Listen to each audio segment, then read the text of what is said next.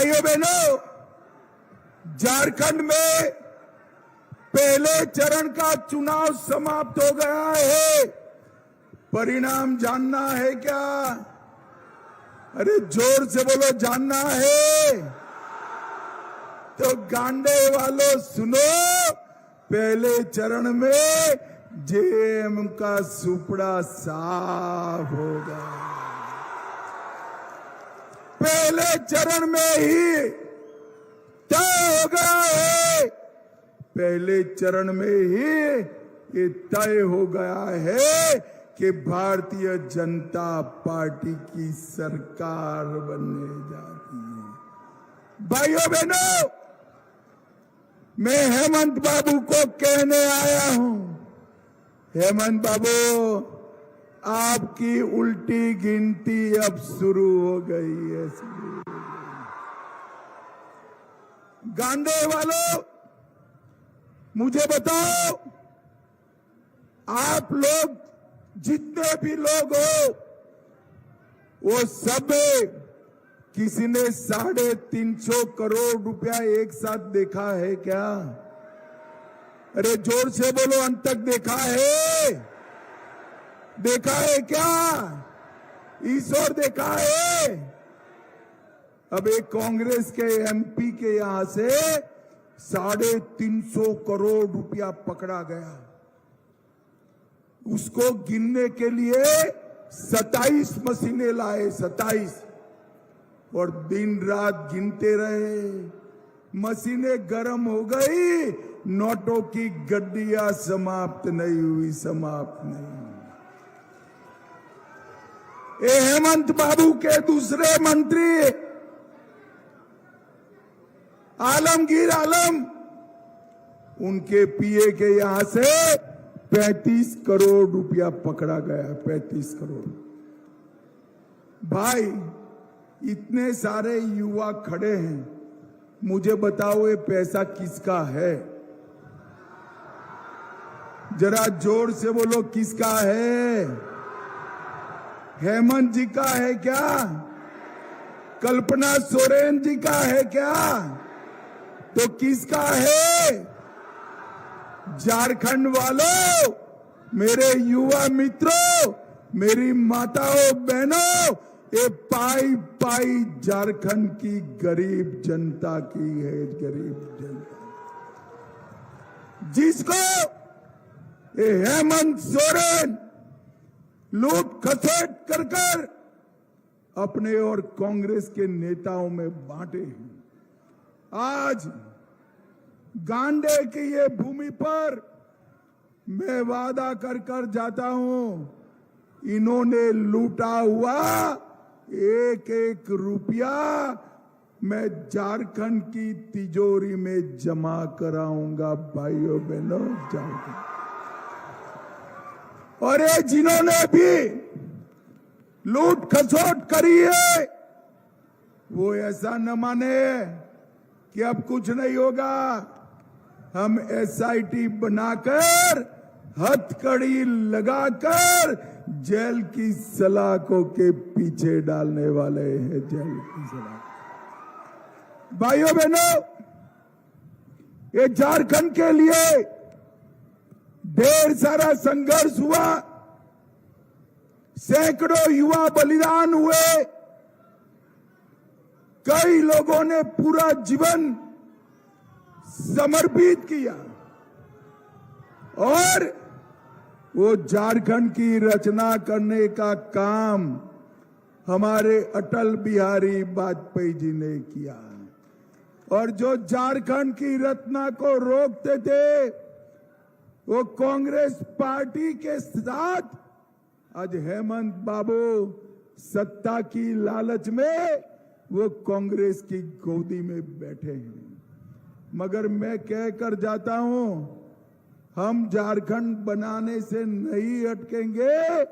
मोदी जी झारखंड को संवारने का काम भी करेंगे, झारखंड को संवारने का काम। भाइयों बहनों, 10 साल तक केंद्र में कांग्रेस और जेएमएम की सरकार रही। आप मुझे बताओ, कांग्रेस ने झारखंड के विकास के लिए कितना रुपया दिया?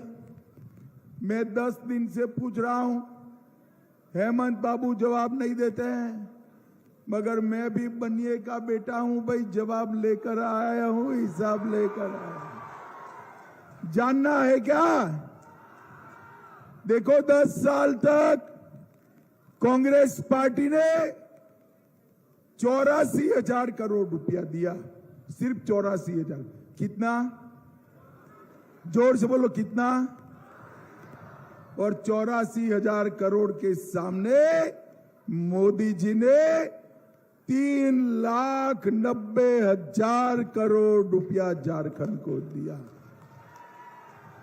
गांडे वालों, ये 3,90,000 करोड़ रुपया आपके गांव में आया है क्या? अरे जोर से बोलो भाई, आया है क्या? कहां गया? जरा बोलो, कहां गया? ये हेमंत सोरेन एंड कंपनी 3,90,000 करोड़ रुपया चाऊ कर गई है, चाऊ कर गई है। ये लोग झारखंड का विकास नहीं कर सकते। हमारा झारखंड पूरे देश में सबसे समृद्ध राज्य है। झारखंड के पास धरती माता के पेट में इतना खनिज है कि ये सबसे समृद्ध राज्य है, मगर झारखंडी गरीब। यहां का युवा नौकरी के लिए दिल्ली, मुंबई, हरियाणा, बेंगलुरु, गुजरात, राजस्थान, कहां कहां जाता है।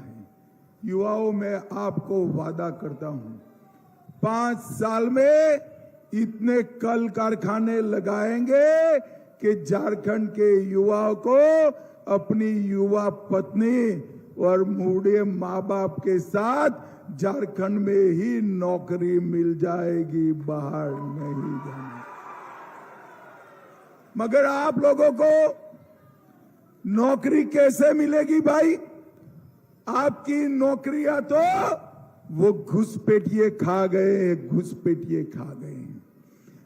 एक घुसपैठ झारखंड के अंदर जो हो रही है, बांग्लादेशी घुसपैठिए आ रहे हैं, उनसे आप सहमत हो क्या? जोर से बोलो, सहमत हो? मैं आज कहकर जाता हूं, यहां से विधायक है कल्पना जी। कल्पना जी, आपके पति के नाक के तले आदिवासियों की, ओबीसी की आबादी कम हो रही है क्योंकि घुसपैठिए आ रहे हैं, मगर आपको इसमें वोट बैंक दिखाई पड़ती है। झारखंड की महिलाओं की, उनके साथ दूसरी, तीसरी, चौथी शादी करते हैं और उसकी संपत्ति हड़प लेते हैं। झारखंड वालों, चिंता मत करो, मैं वादा करता हूं आपको, ये नरेंद्र मोदी जी का वादा है, एक एक घुसपैठिए को चुन चुन कर झारखंड के बाहर निकालेंगे। इतना ही नहीं, जो आ गए हैं उनको चुन चुन कर निकालेंगे और आने वाले दिनों में इंसान छोड़ दीजिए, परिंदा भी पैर न पार पाए, ऐसे झारखंड की करेंगे।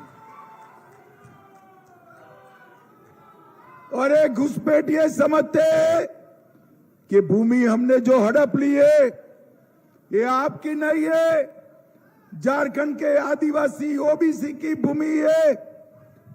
हम एक ऐसा कानून लेकर आएंगे कि ना आगे भूमि मिलेगी, ना दूसरी तीसरी पत्नी मिलेगी, और लिया हुआ भूमि भी सरेंडर करना पड़ेगा।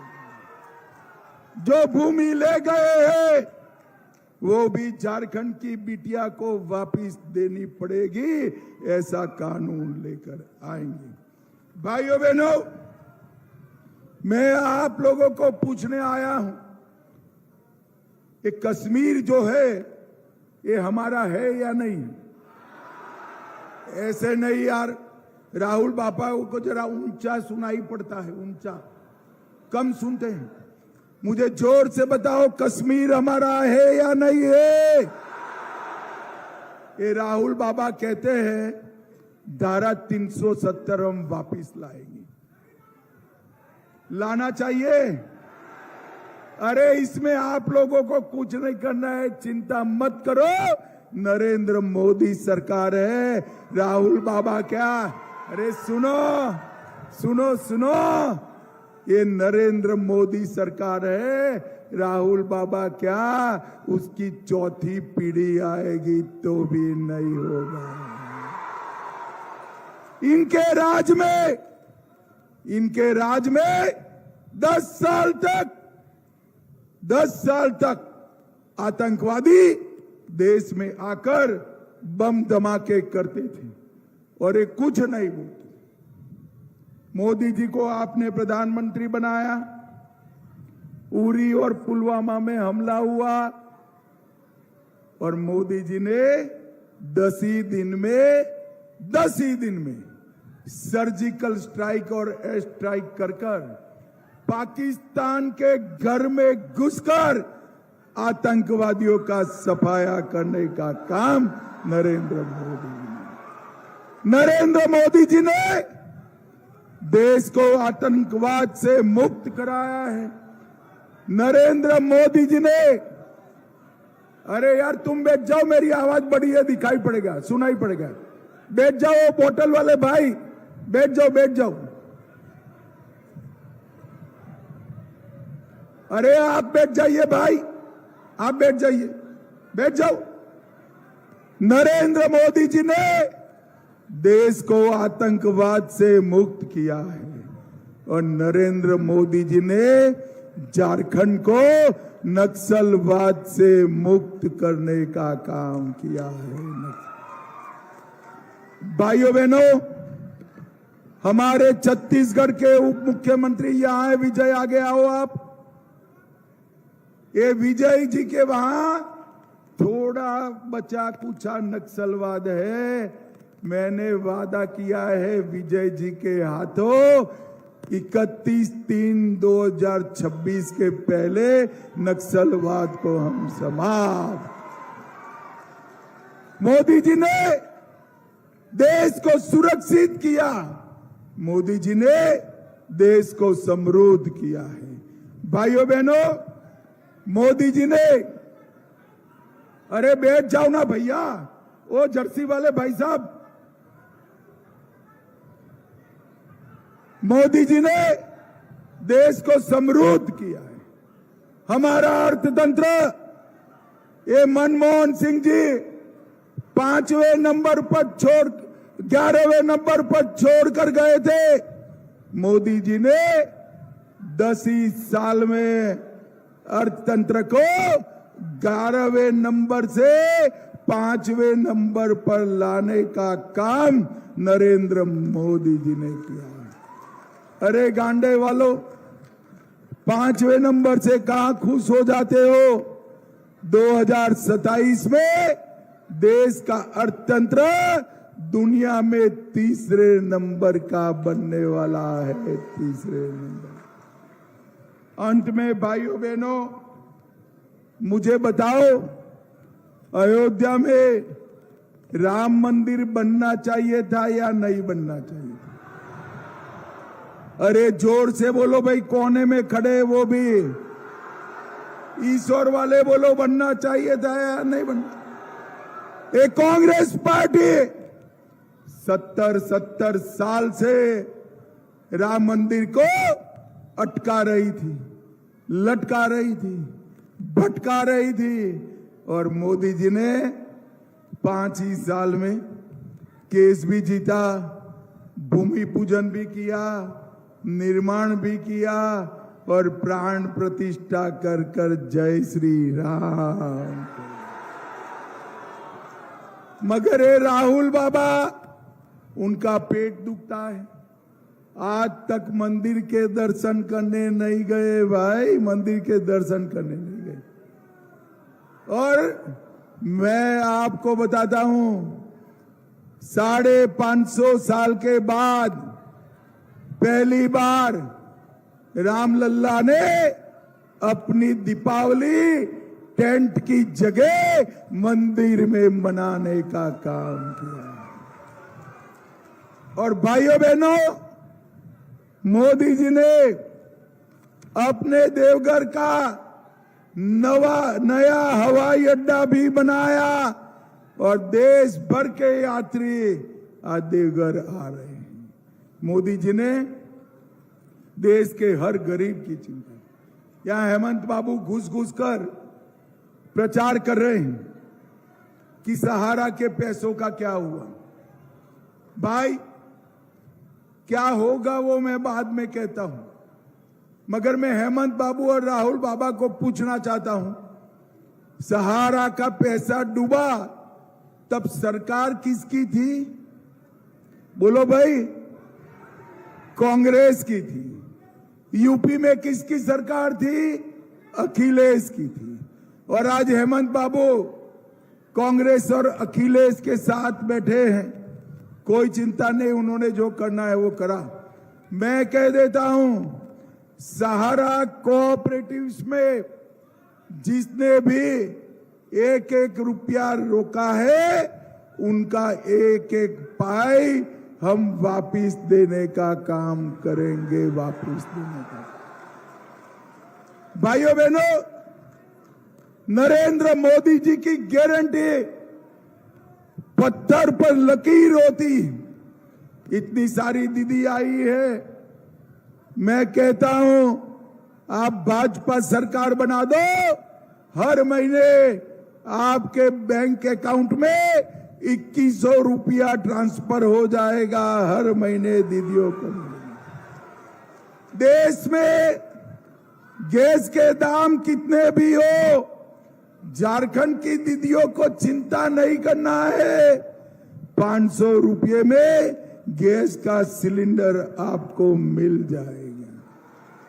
और दीपावली और रक्षाबंधन के दिन हमारे मोदी जी की ओर से 2 गैस के सिलेंडर फ्री ऑफ कॉस्ट दिए जाएंगे, फ्री ऑफ कॉस्ट। ये युवा सारे बैठे हैं, मुझे बताओ भाई, हेमंत जी ने कहा था आपको बेकारी भत्ता देंगे, मिला है क्या? उस और बताओ, मिला है? आप भाजपा सरकार बना दो, हर महीने 2000 रुपया बेकारी भत्ता का आपके अकाउंट में जमा हो जाए। भाइयों बहनों, मोदी जी ने गरीब को घर दिया, पीने का पानी पहुंचाया, शौचालय बनाया, 5 लाख तक का दवाई का खर्चा पूरा, आयुष्मान कार्ड दे रहा है, 5 किलो अनाज दे रहा है। अब सुनकर रखो, घर में अगर किसी की आयु 70 साल से ज्यादा है तो किसी भी आय वर्ग के लोगों को 70 साल की जिनकी आयु ज्यादा है वो परिवार को और 5 लाख रुपए का इलाज मुफ्त में करने का काम नरेंद्र मोदी सरकार।